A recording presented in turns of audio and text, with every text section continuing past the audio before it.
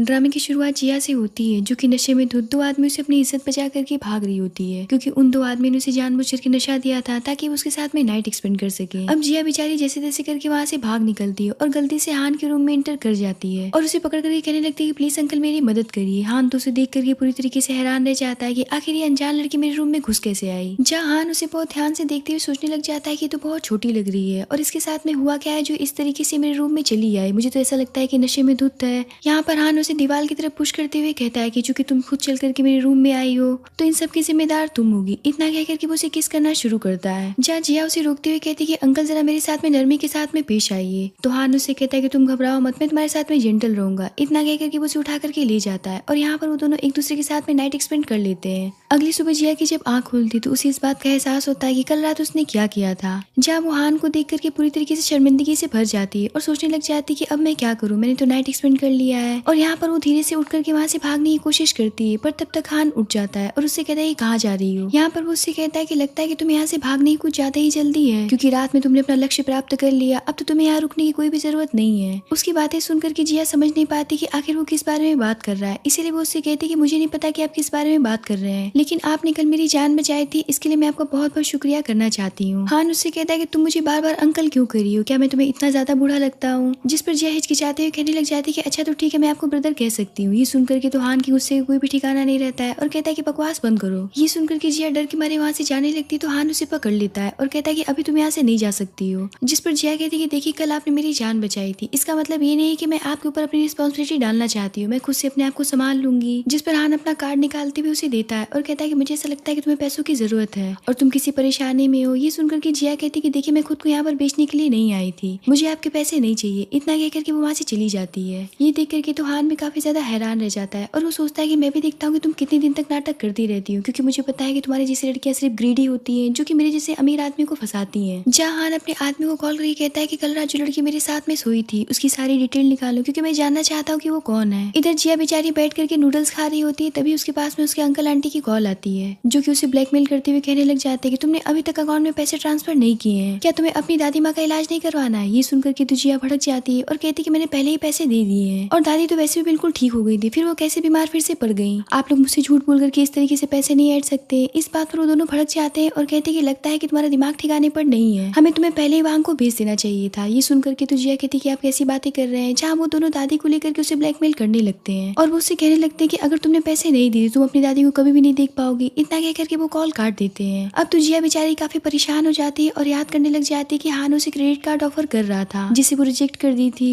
यहाँ पर वो सोचने लग जाती है कि वही एक इंसान है जो कि मेरी मदद कर सकता है, अगर मैं उससे पैसे उधार ले लेती हूँ तो मैं बाद में पैसे चुका दूंगी। दूसरी तरफ हम हान को देखते हैं, जहाँ उसका डॉक्टर से चेक करने के बाद में बताता है कि आपके हार्ट की कंडीशन पहले से काफी ज्यादा बेटर लग रही है। ये सुनकर के हान सोचने लग जाता है कहीं ये उस लड़की की वजह से तो नहीं है। फिर वो इस बात को डिनाई कर देता है और कहता है कि मुझे लगता है कि सब तुम्हारे इलाज का नतीजा है। तो डॉक्टर कहता है कि मुझे लगता है कि वो लड़की आपके हार्ट की प्रॉब्लम में इलाज करने में आपकी मदद कर सकती है, लेकिन हान इस बात को मानने के लिए तैयार नहीं होता है। तभी वहाँ पर उसका असिस्टेंट आता है और बताता है कि बॉस उस लड़की को आपकी दादी ने नहीं भेजा था, बल्कि वो लड़की नाइट क्लब में काम करने वाली एक लड़की है। ये सुन करके तो हान का एक्सप्रेशन बिल्कुल डार्क हो जाता है और वो यहाँ पर सोचने लग जाता है कि मैंने सोचा था कि वो एक अच्छी लड़की है, लेकिन वो तो एक चीप से बार में काम करने वाली लड़की है जिसके साथ मैंने नाइट एक्सपेंड कर लिया। इतने पर वहाँ पर जिया पहुंचती है, जो कि बाहर से नॉक करती है। तो असिस्टेंट बाहर जाता है तो जिया उससे पूछती है कि मैं आपके बॉस से मिलना चाहती हूँ और उनसे मिलकर के कुछ बात करना चाहती हूँ। तो असिस्टेंट कहता है कि ठीक है आप यहीं पर वेट करिए, मैं भी आता हूँ। इतना कहकर के वो अंदर हान के पास फिर से वापस जाता है और उससे कहता है कि कल रात वाली लड़की आपसे मिलना चाहती है और वो बाहर खड़ी है। ये सुनकर के हान उससे कहता है कि मैं उसकी शक्ल तक नहीं देखना चाहता हूँ, उसे यहाँ से भगा दो।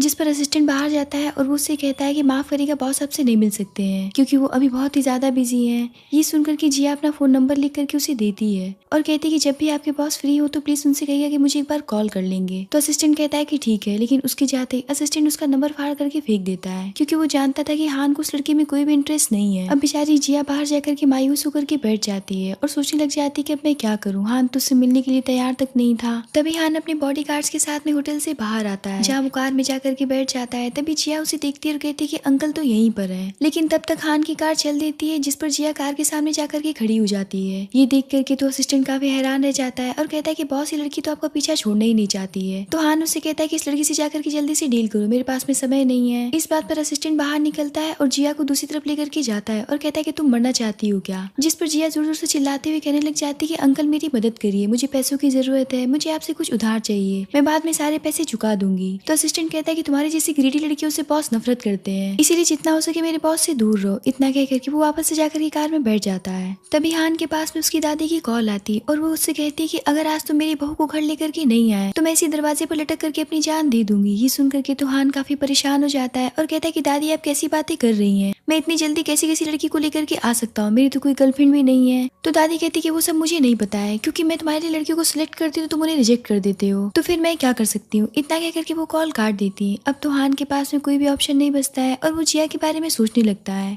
और ना चाहते हुए भी कार से उतर करके जिया के पास जाता है और उससे कहता है कि मैं तुम्हारी मदद करने के लिए तैयार हूँ, लेकिन तुम्हारे बारे में मुझे सब कुछ जानना है। तो जिया कहती है कि आप मुझसे क्या जानना चाहते हैं, मैं सब कुछ बताने के लिए तैयार हूँ। तो हान उससे कहता है कि मुझे पता है कि तुम नाइट क्लब में काम करती थी, तो मुझसे पहले तुमने कितने आदमियों को सर्व किया है। ये सुन करके तो जिया का फेस एम्बेरसमेंट से भर जाता है और वो सोचने लग जाती है क्या इन्हें पता है कि मैं नाइट क्लब में जॉब करती थी, इसीलिए मुझे इतनी नीची निगाहों से देखते हैं। यहाँ पर जिया उससे कहती है कि मैं वहाँ पर मजबूरी में काम करती थी, मैं खुशी से वहाँ पर काम करने के लिए नहीं गई थी। तो हान कहता है कि मुझे तुम्हारी कहानियां सुनने में कोई भी इंटरेस्ट नहीं है, जो मैंने पूछा उसका साफ साफ जवाब दो। तो जिया कहती है कि मैंने ड्रिंक बेचने के लिए कई लोगों को सर्व तो जरूर किया है, लेकिन मैं कभी किसी के साथ में सोई नहीं हूँ। आप वो पहले इंसान है जिसके साथ में मैंने नाइट स्पेंड किया था। तो हान कहता है कि मुझे तुम्हारी जैसी लड़कियों पर जरा सा भी विश्वास नहीं है, इसीलिए मैं चाहता हूँ कि मैं तुम्हारा मेडिकल टेस्ट करवाऊँ, क्या तुम इस टेस्ट के लिए तैयार हो। तो जिया कहती है कि हाँ मैं बिल्कुल तैयार हूँ। इतना कहकर के वो उसके साथ हॉस्पिटल चली जाती है। कुछ देर के बाद में जिया का रिजल्ट आता है और उसमें साफ साफ लिखा हुआ था कि हान उसकी जिंदगी का पहला ऐसा लड़का है जिसके साथ में उसने नाइट स्पेंड किया है। अब ये देख करके हान श्योर हो जाता है कि उसने उससे पहले कभी भी किसी के साथ में नाइट स्पेंड नहीं किया था, इसीलिए वो उससे कहता है कि ठीक है मैं तुम्हारी मदद करने के लिए तैयार हूँ, पर शर्त इतना है कि तुम मेरी वुमेन बन करके रहना पड़ेगा। ये सुन करके तो जिया शॉक रह जाती है और कहती है क्या कहा आपने। तो हान उससे कहता है कि मेरे कहने का मतलब है कि तुम्हें मेरी वुमेन बनने का नाटक करना होगा, जिसके बदले में तुम्हें सैलरी दूंगा। ये सुन करके जिया थोड़ी रिलैक्स हो जाती है और कहती है कि ठीक है मैं ये काम करने के लिए तैयार हूँ। जहाँ हान उसे अपने घर लेकर के जाता है और सभी मेट से उसका परिचय कराता है और बताता है कि मेरी गर्लफ्रेंड है, पर हान उसे पीछे ही छोड़ करके अपने रूम के अंदर जाने लगता है, जहाँ जिया बेचारी अपना सूटकेस उठा करके खुद से ले जाती है। तो हान उसे उसका रूम दिखाता है और कहता है कि तुम मेरे बगल वाले रूम में रहोगी, ना कि मेरे साथ में रहोगी। इतना कह करके वो वहाँ से चला जाता है, लेकिन इस बात को बटलर नोटिस कर लेता है और वो दादी को कॉल करके बताता है कि युवा मास्टर एक लड़की को लेकर के यहाँ पर आए तो है, पर मुझे ऐसा लगता है कि वो उनकी नकली गर्लफ्रेंड है, उन्होंने उसे हायर किया है। ये सुनकर के तो दादी के गुस्से का कोई भी ठिकाना नहीं रहता है और वो कहती है कि मुझे तो पहले से ऐसा लग रहा था कि कुछ ऐसा ही करने वाला है, रुक जाओ मैं अभी वहाँ पर आती हूँ तब मैं इसे बताऊंगी। अब दादी आधी रात में सीधा वहाँ पर पहुँचती है, जिन्हें देख करके सारी मेड हैरान रह जाती है कि दादी आधी रात में क्या करने चली आई। जहाँ दादी चिल्ला कर कहती कि कहाँ हो तुम बदमाश, मैं यहाँ पर आ गई हूँ। उनकी आवाज सुन करके तो जिया भी काफी हैरान रह जाती और वो सोचती कि लगता है कि अब हम लोग का काम तमाम हो गया, अब तो दादी को सब कुछ पता चल जाएगा, क्योंकि वो दोनों अलग अलग रूम में सोए थे। हान भी खड़ा होकर के सोचने लग जाता है कि दादी आधी रात में यहाँ पर कैसे आ गई। अब दादी गुस्से से सीढ़ियों के ऊपर चढ़ते हुए उसे आवाज लगाने लगती है और कहती कि निकली तुम बदमाश अपने रूम में से, मैं भी देखती हूँ कि तुम क्या कर रहे हो। अब तो हान काफी ज्यादा परेशान हो जाता है, उधर जिया भी काफी ज्यादा परेशान होती है, क्योंकि दोनों ही अलग अलग रूम में थे। अगर हान अपने रूम में से अकेला निकलता तो दादी उसके हाथ पैर तोड़ करके रख देती।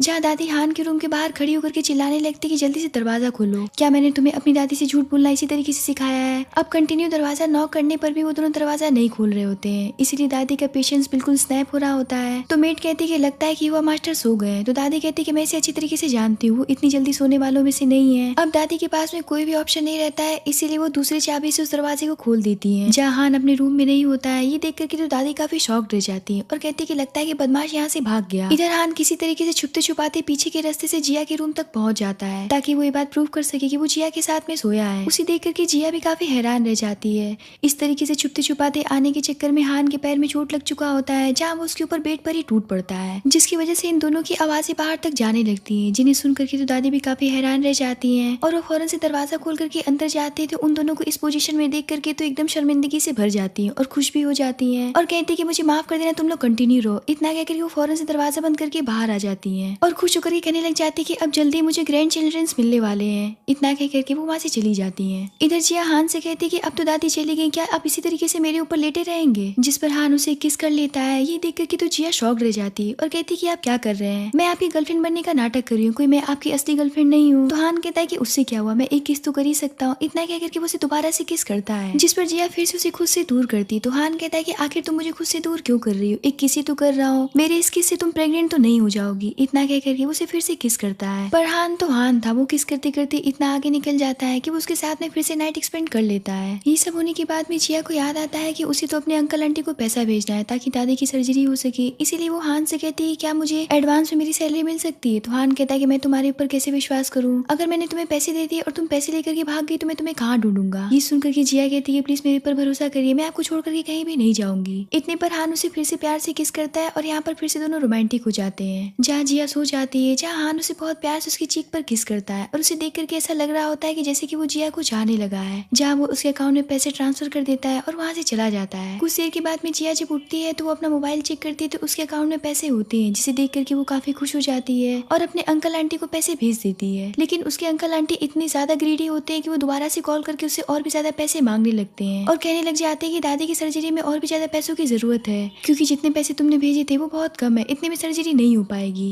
इतना कह करके वो कॉल काट देते हैं। अब तो जिया काफी ज्यादा परेशान हो जाती है और परेशान होकर के हान को कॉल करती है, पर उसका फोन असिस्टेंट रिसीव करता है और कहता है कि बॉस तो फ्री नहीं है। तो जिया कहती है कि आखिर वो कब तक फ्री होंगे, तो वो कहता है कि कम से कम 2 से 3 दिन लग जाएंगे, इवन वो तो इस सिटी में है ही नहीं। ये सुनकर के तो जिया काफी मायूस हो जाती है और वो सोचने लग जाती है कि आखिर वो पैसों का इंतजाम कैसे कर सकती है, क्योंकि 2 से 3 दिन तक दादी की सर्जरी को होल्ड करना पॉसिबल नहीं था। इसीलिए वो ना चाहते हुए भी क्लब में कॉल करती है, जहाँ उसकी ऑनर कॉल उठाती है। तो जिया उसे फिर से काम मांगने लगती है। तो वो लड़की कहती है कि तुमने पहले यहाँ पर सब कुछ खराब कर दिया है, तुम उस दिन 2 कस्टमर को सर्व तक नहीं कर पाए। तो जिया कहती है कि उस दिन मुझे जानबूझकर के नशा दिया गया था, जहाँ वो 2 आदमी मेरा फायदा उठाने की कोशिश कर रहे थे, इसीलिए मैं वहाँ से भाग गई थी। तो वो लड़की कहती है कि ठीक है, मैं तुम्हें एक मौका देने के लिए तैयार हूँ, लेकिन खुद को प्रिपेयर करके आना है यहाँ पर, क्योंकि यहाँ पर 2 बड़े आदमी आने वाले हैं जिन्हें तुम्हें अच्छे से सर्व करना पड़ेगा। तो कहती है कि ठीक है। अब ना चाहते हुए जिया को फिर से क्लब जाना पड़ता है, जहाँ बहुत सारी लड़कियों को तैयार किया जाता है उन 2 बड़े आदमियों के सामने भेजने के लिए, जिनमें से वो आदमी उन्हें सिलेक्ट करने वाले थे। जहाँ क्लब के ऑनर जिया को वार्निंग देते हुए कहती कि अगर इस बार तुमने कुछ भी गड़बड़ किया तो मैं तुम्हें छोड़ने वाली नहीं हूँ। इतना कहकर के सभी लड़कियों को उन आदमियों के सामने भेज दिया जाता है और वो रिच आदमी कोई और नहीं बल्कि हान होता है और उसका बिजनेस पार्टनर होता है।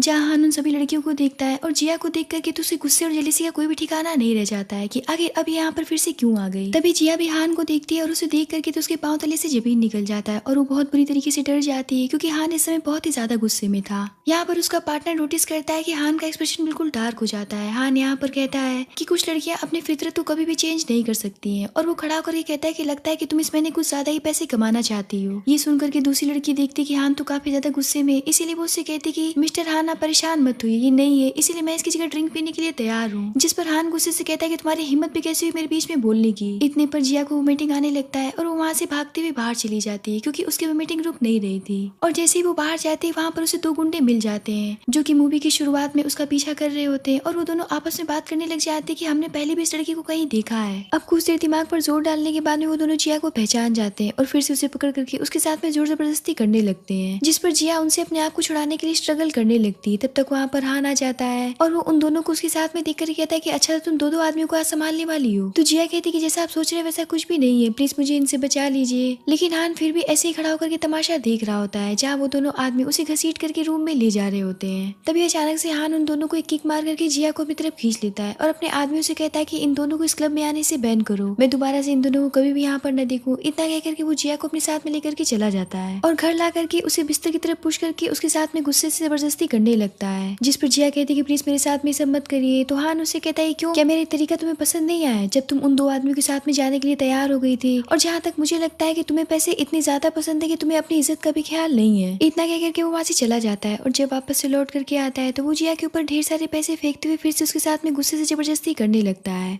जिस पर वो उसे एक थप्पड़ मार करके वहाँ से बाहर आ जाती है। लेकिन जैसे वो बाहर आती है उसके पास में उसके अंकल आंटी उसकी दादी की वीडियो भेज देते हैं, जिसे देख करके तो एकदम फ्रीज हो जाती है और सोचने लग जाती है कि अगर मैंने पैसे नहीं भेजे तो वो दोनों मिलकर के दादी का काम तमाम कर देंगे। और यही सोच करके वो फिर से हान के पास वापस से लौट करके आती है और उससे कहने लग जाती है कि आपने अभी भी मुझसे कहा कि आप मुझे 2 गुने पैसे देंगे। ये सुन करके तो हान कड़वी हंसी हंसते हुए कहने लग जाता है कि मुझे तो यकीन नहीं आ रहा है कि मैंने एक ऐसी लड़की को अपने साथ में रखा है जिसे सिर्फ पैसों से प्यार है। इतना कह करके वो उसे घसीटते हुए बेड पर पुश कर देता है, जहाँ वो उसके साथ में गुस्से से नाइट एक्सपेंड कर बैठता है। अगली सुबह जब जिया उठती है तो हान उसकी तरफ क्रेडिट कार्ड फेंकते हुए कहता है कि इसे उठाओ और यहाँ से निकल जाओ और दोबारा से मुझे अपनी शक्ल कभी भी मत दिखाना। ये सुनकर के तो जिया को काफी बुरा लगता है और वो चाहती तो थी कि वो उसे सारी बातें बताए, लेकिन वो उसकी इतनी कड़वी बातें सुन करके कहती है कि ठीक है मैं यहाँ से चली जाती हूँ और कभी भी आपके सामने नहीं आऊंगी। इतना कह करके वो वहाँ से चली जाती है। उसके जाने के बाद में हान अपने आदमी को कॉल करके कहता है कि मुझे जिया की सारी डिटेल चाहिए, एक भी डिटेल छूटनी नहीं चाहिए, मुझे उसके बारे में सब कुछ जानना है। इधर जिया गुस्से से बाहर आ तो जाती है, लेकिन कुछ दूर जाने के बाद में वो रास्ते में बेहोश हो जाती है, जहाँ एक लड़की उसे उठा करके हॉस्पिटल ले जाके एडमिट कराती है। कुछ देर के बाद में जिया को जब होश आता है तो वो खुद को हॉस्पिटल में पाती है। तभी उसे उसकी दादी की वीडियो याद आती है, जिसे सोच करके वो उठ जाती है और कहती है कि आखिर मैं यहाँ पर क्या कर रही हूँ, मुझे तो दादी के पास होना चाहिए। और यही सोच करके वो हॉस्पिटल के बेड से चली जाती है। कुछ देर के बाद में नर्स उसका रिपोर्ट लेकर के आती है तो वो देखती कि पेशेंट तो गायब है, जहाँ वो कहने लग जाती है कि इतनी छोटी सी लड़की दो बच्चों के साथ में प्रेग्नेंट है और इस तरीके से भाग दौड़ कर रही है और अब तो ये हॉस्पिटल से भी गायब हो गई। दूसरी तरफ हान का असिस्टेंट उसे कॉल करके जिया की सारी कंडीशन बता देता है कि किस तरीके से उसके अंकल आंटी उसे ब्लैकमेल करते आ रहे हैं और उन्हीं की वजह से वो नाइट क्लब में काम करती थी। ये सब सुन करके तो हान को बहुत ही ज्यादा गिल्ट फील होता है और वो समझ जाता है कि जिया को आखिर पैसों की क्यों जरूरत थी और वो असिस्टेंट से पूछता है कि अभी जिया कहाँ है। तो असिस्टेंट बताता है कि वो तो अपनी दादी के पास गई है। ये सुनकर के हान फौरन से वहाँ से निकल जाता है। दूसरी तरफ जिया जब अपने घर पहुंचती तो वो देखती कि उसके अंकल आंटी मिलकर के वांग के साथ में मजे से गेम खेल रहे होते हैं। जहाँ वो फौरन से दादी के पास अंदर जाती है तो वो देखती कि दादी तो सो रही थी। तो वो अपने आंटी से पूछती कि आखिर आपने मुझे इस तरीके की वीडियो क्यों भेजी। तो उसकी आंटी कहती कि हमने तो इसी तरीके से तुम्हें वो वीडियो भेज दी थी ताकि तुम जल्दी से हमारे पास चली आओ। देखो ये अंकल वांग है जो कि तुमसे मिलना चाहते थे। अब वांग को देख करके तो जिया समझ जाती कि आखिर उन लोगों ने उसे यहाँ पर क्यों बुलाया है, इसीलिए वो फौरन से पुलिस को कॉल करने लगती है। लेकिन इतने पर उसकी आंटी उसका फोन छीन लेती है और कहती है कि तुम्हारी हिम्मत भी कैसे हुई पुलिस को कॉल करने की। जिस पर जिया कहती है अगर आप लोगों ने मेरे साथ में कुछ भी करने की हिम्मत की तो मैं पुलिस स्टेशन जा करके आप लोगों के खिलाफ कंप्लेन करूंगी। इस बात पर उसकी आंटी उसे एक जोरदार थप्पड़ लगाते हुए कहती है कि तुम्हारी हिम्मत भी कैसे हुई हम लोगों से जबान लड़ाने की,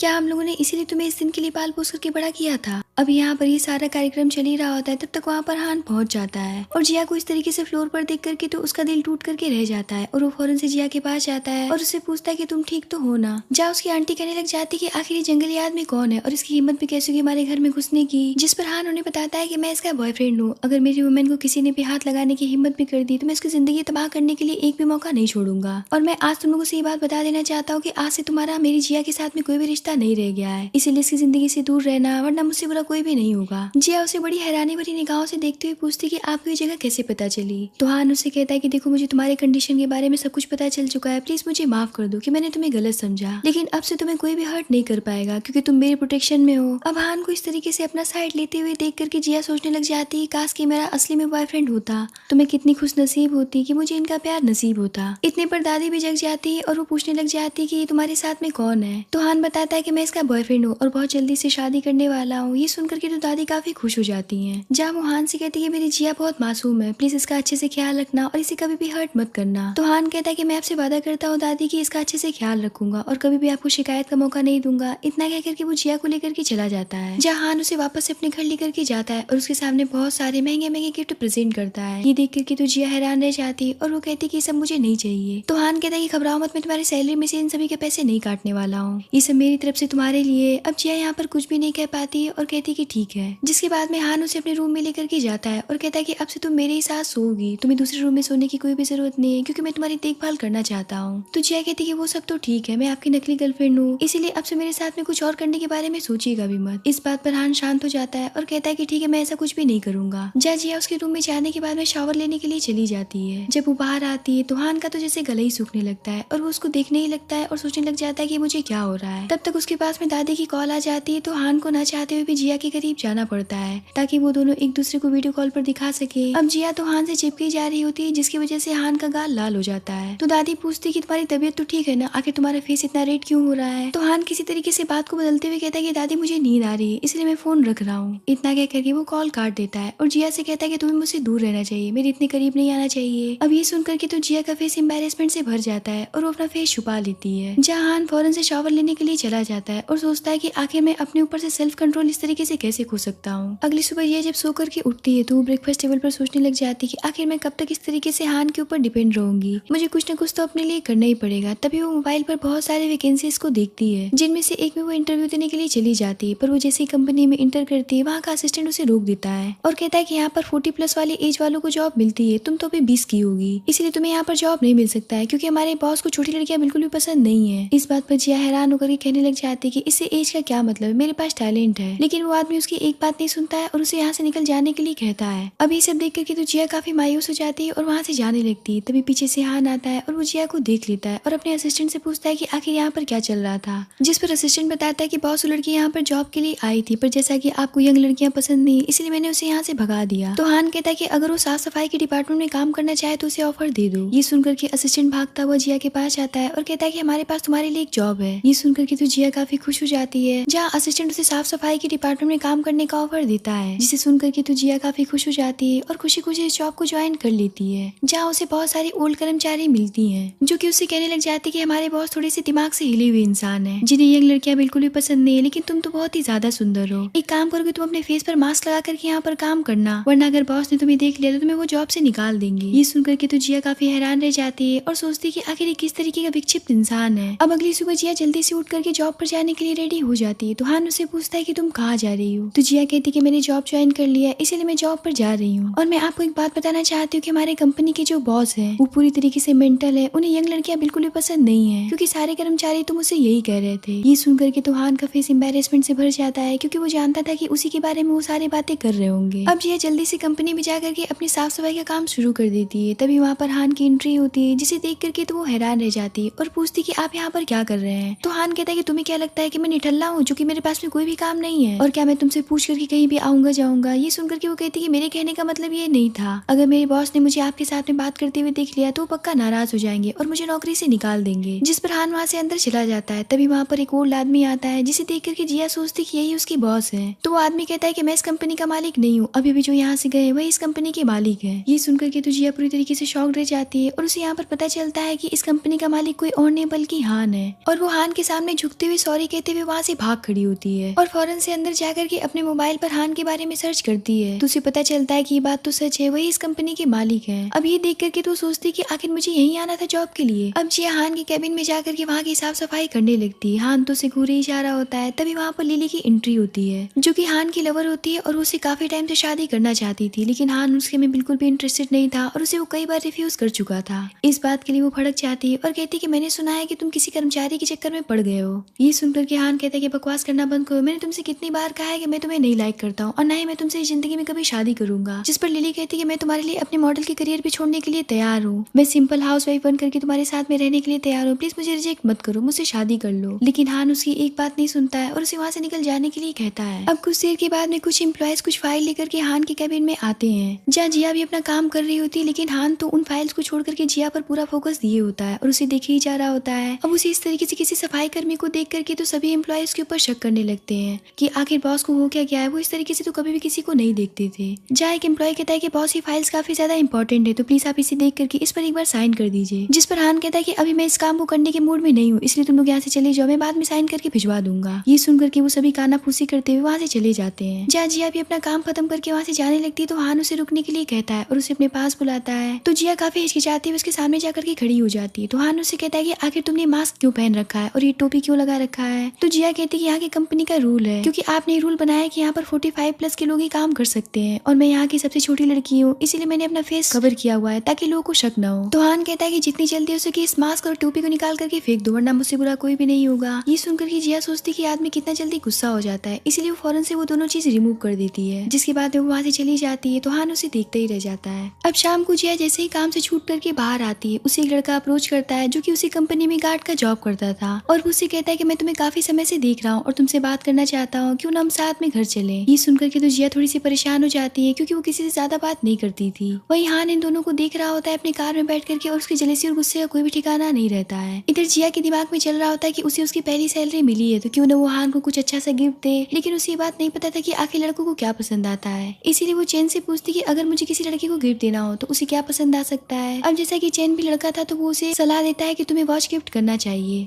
अब जिया खुशी खुशी हान के लिए वॉच खरीदने के लिए चली जाती है। हालांकि उसके पास में इतने पैसे नहीं थे, लेकिन जितने पैसे थे उसमें वो एक प्यारा सा वॉच खरीद करके आती है, लेकिन उसे वॉच खरीदने में काफी लेट हो जाता है। जब वो घर के अंदर घुसती है तो देखती कि हान काफी गुस्से में है और वो उससे कहता है कि लगता है कि मैंने तुम्हें कुछ ज्यादा ही छूट दे दिया है, इसलिए तुम इतने लेट नाइट घर आ रही हो। ये सुनकर के जिया थोड़ी सी डर जाती है, लेकिन वो फिर हिम्मत जुटा कर कहती है कि मैं तो आपके लिए गिफ्ट खरीदने के लिए गई थी। अब ये सुनकर के हान थोड़ा सा सॉफ्ट हो जाता है और उसे देखने लग जाता है, जहाँ जिया उसे घड़ी गिफ्ट करती है, जिसे देख करके वो काफी खुश हो जाता है और सारी बातें भूल जाता है। जहाँ जिया उससे कहती है कि आप मुझे हमेशा ही प्रोटेक्ट करते हैं और हमेशा ही मेरी हेल्प करते हैं, इसलिए मैंने ये गिफ्ट आपके लिए खरीदा है। तो हान कहता है अगर सच में तुम मुझे किसी चीज के लिए धन्यवाद करना चाहते तो मुझे एक चीक पर प्यारी सी किस दे दो। ये सुनकर के तो जिया काफी शर्मा जाती है और बहुत प्यार से उसकी चीक पर किस करती है। अगले दिन हान अपने फ्रेंड्स को घर पर इनवाइट करता है जिसमें कि लिली भी बैठी हुई होती है। तभी वहाँ पर जिया आती है जिसे देख करके सभी कहने लग जाते हैं कि ये कौन है। तभी उनमें से हान का फ्रेंड कहता है कि ये तो जिया है। मुझे ऐसा लगता है कि हान की गर्लफ्रेंड है क्योंकि मैंने इसे कई बार हान के साथ में देखा है। इतने पर हान जिया को बहुत प्यार से अपने पास खींच करके गोद में बिठा लेता है। पर ये सब देख करके तो लिली को आग ही लग रही होती है और वो कहने लग जाती है कि ऐसा नहीं हो सकता है, ये लड़की कहाँ से हान की गर्लफ्रेंड लग रही है, तो इसकी स्टेटस की भी नहीं है। मैं मानती हूँ कि तुम मुझसे नाराज हो, लेकिन किसी को इस तरीके से अपनी गर्लफ्रेंड कैसे कह सकते हो। इतने पर हान जिया को बहुत प्यार से सबके सामने किस करने लगता है और इस बात से तो लिली की जेलसी का कोई भी ठिकाना नहीं रहता है और वो खड़ी हो जाती है और कहने लग जाती है कि एक किस करने से साबित नहीं हो जाता है कि तुम्हारी गर्लफ्रेंड है। अगर साबित करना है तो इसके साथ में एक बेबी पैदा करके दिखाओ। खैर तुम तो ऐसा कर भी नहीं सकते हो, अगर कर दी तब मैं तुम्हें समझूंगी। इतना कह करके वो वहाँ से चली जाती है। अब वहाँ का माहौल काफी ज्यादा खराब हो जाता है जहाँ सभी एक एक करके वहाँ से चले जाते हैं। हान जिया से कहता है कि तुम्हें भी जा करके आराम करना चाहिए। यहाँ पर हान का मूड काफी ज्यादा डिस्टर्ब हो जाता है जिसे देख करके जिया भी वहाँ से चली जाती है। अब जिया के दिमाग में लिली की सारी बातें चल रही होती है कि हान को उसकी स्टेटस की लड़की चाहिए और वो यहाँ पर सोचने लग जाती है कि मैं फालतू में इन दोनों के बीच में फंसी हुई हूँ। लिली तो हान की स्टेटस की लड़की है, फिर वो उसे क्यों नहीं चाहता है, क्यों मुझे बीच में फंसा करके रखा है। तभी वहाँ पर हान नशे में धुत कमरे में इंटर करता है और जिया के पास जाकर के उसे किस करने लगता है, जिस पर जिया उसे खुद से दूर करने लगती है। लेकिन हान उसे छोड़ने का नाम ही नहीं ले रहा होता है, इसीलिए उसे एक जोरदार थप्पड़ लगा देती है और कहती है आप मेरे साथ में हर वक्त ऐसा नहीं कर सकते हैं। जब चाहे तब आप आ जाते हैं और मुझे किस करने लगते हैं, जब चाहे तब आप मेरे साथ में नाइट एक्सपेंड कर लेते हैं। मैं कोई आपका खिलौना नहीं हूँ। इतना कह करके वो अपना मुंह ढक करके रोने लगती है। यहाँ पर हान अपने पास्ट को याद करने लग जाता है कि उसका एक बहुत बुरी तरीके से एक्सीडेंट हुआ था जिसकी वजह से डॉक्टर ने कहा था कि कभी भी फादर नहीं बन पाएगा और आज इसी बात के लिए लिली उसे ताना मार करके सबके सामने से गई थी। इस बात से हान बहुत ही ज्यादा हर्ट था।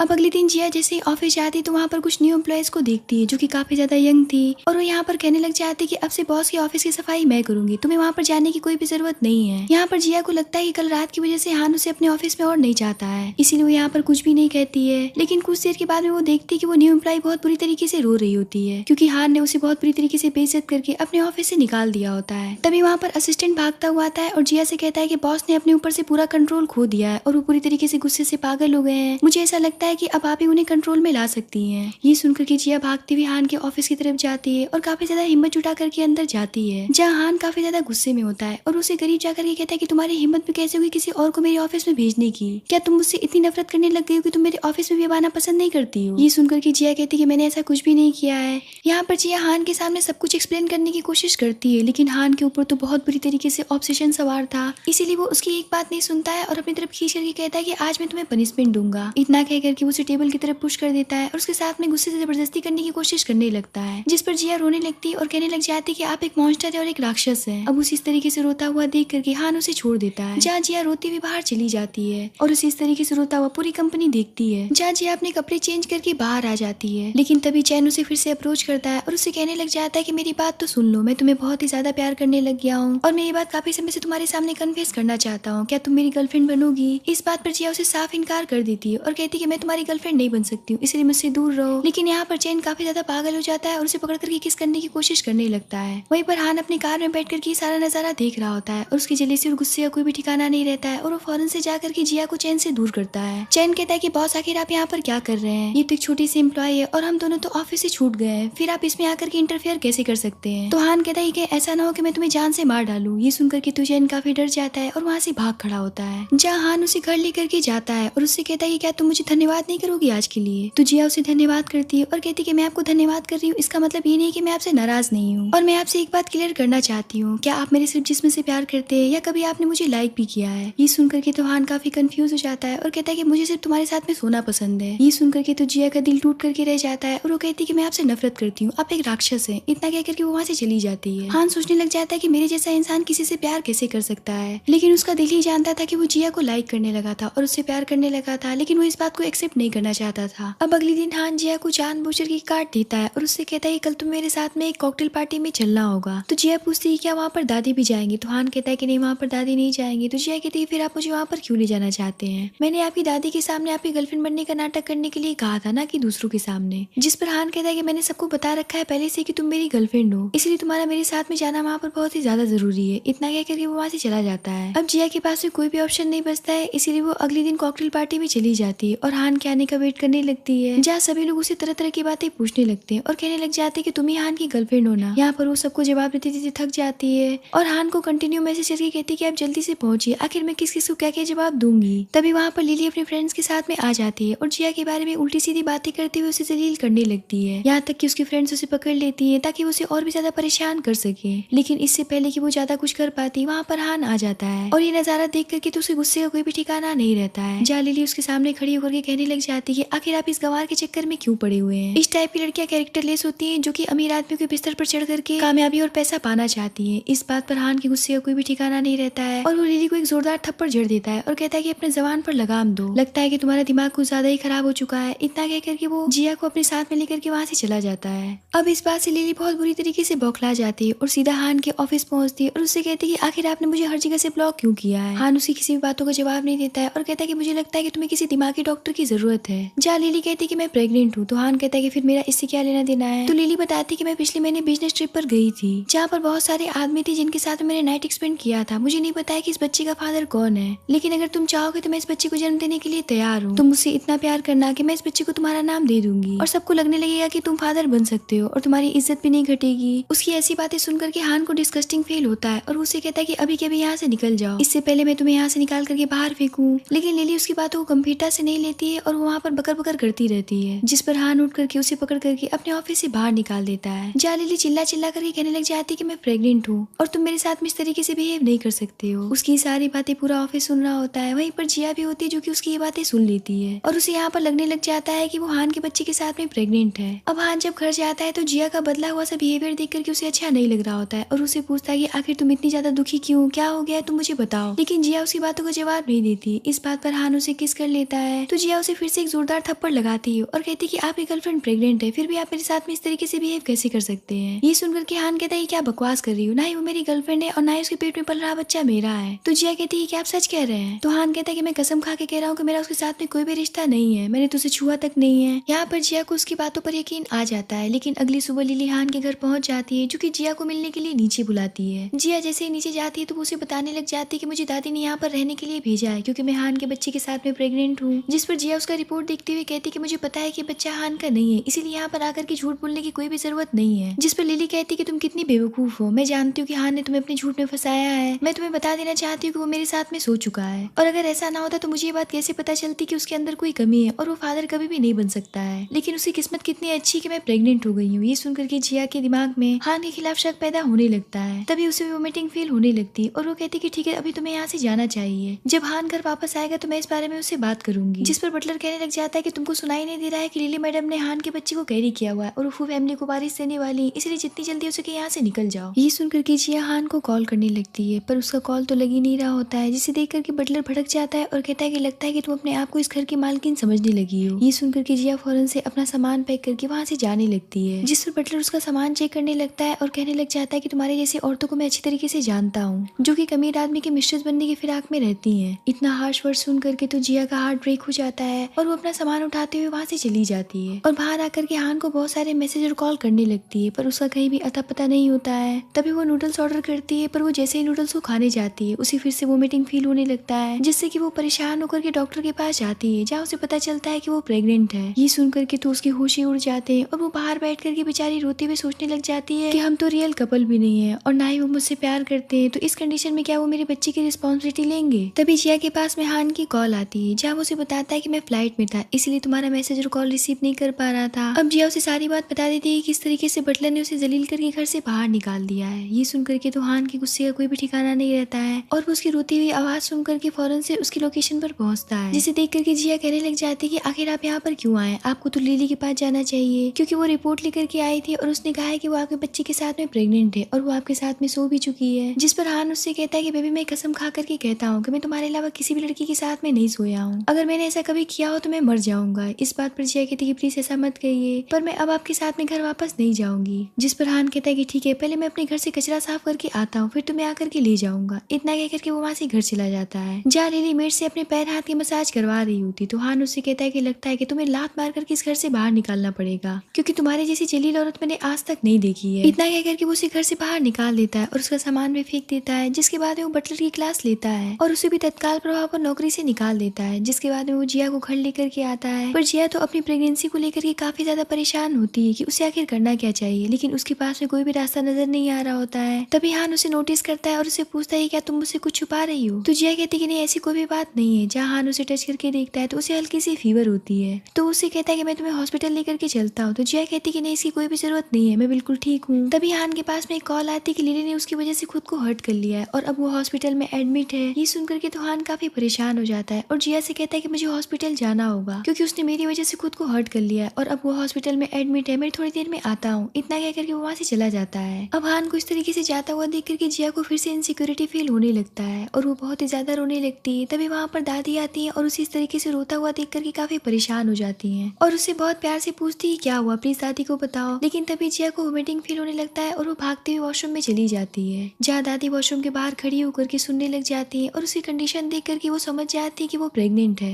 अब जैसे जिया बाहर आती है तो दादी उससे पूछती है क्या तुम प्रेग्नेंट हो। ये सुनकर के तो जिया का फेस उतर जाता है और वो समझ जाती है कि अब तो दादी को पता चल गया है। इसीलिए वो रोते हुए कहने लग जाती है कि पर मैंने हान को इस बारे में कुछ भी नहीं बताया है क्योंकि मुझे इस बात से बहुत ही ज्यादा डर लग रहा है कि आखिर वो किस तरीके से रिएक्ट करेंगे। अब दादी को ये बात क्लियर होती है तो उनकी खुशी का कोई भी ठिकाना नहीं रहता है और वो गॉड का शुक्रिया अदा करने लग जाती है और कहती कि अब से तुम फू परिवार की बहू हो और अब इस बात को कोई भी नहीं काट सकता है। और रही बात हान को बताने की तो मैं उसे इस बात के बारे में बताऊंगी। इधर लिली परफेक्ट बेचारी बनने का नाटक करके हॉस्पिटल में पड़ी होती है। जहाँ लिली के फादर हान के आते उसके ऊपर गुस्से से टूट पड़ते हैं और उसके ऊपर उसकी प्रेगनेंसी का इल्जाम लगाते हुए कहने लग जाते कि तुम्हें उसके बच्चे की जिम्मेदारी तो उठानी पड़ेगी। जहाँ हान अब इस बात को क्लियर करता है कि उनकी बेटी ट्रिप के दौरान कई मर्दों के साथ में अपना मुंह काला करवाई थी, उसे तो ये तक नहीं पता है कि उसके बच्चे का फादर कौन है। ये सुनकर के तो लिली के पेरेंट्स का फेस एम्बैरेसमेंट से भर जाता है। जहाँ उसकी मदर पूछती है क्या ये बात सच है। अब फाइनली लिली इस बात को कबूल करती है कि उसने क्या किया था ट्रिप के दौरान और ये बच्चा हान का नहीं है। तभी हान के पास में उसकी दादी की कॉल आती है जो कि उसे बताती है कि जिया तुम्हारे बच्चे के साथ में प्रेग्नेंट है। ये सुनकर के तो हान की जैसे दुनिया ही रुक जाती है और वो पूरी तरीके से शॉक्ड रह जाता है और कहता है कि दादी क्या आप सच कह रही कि जिया प्रेग्नेंट है।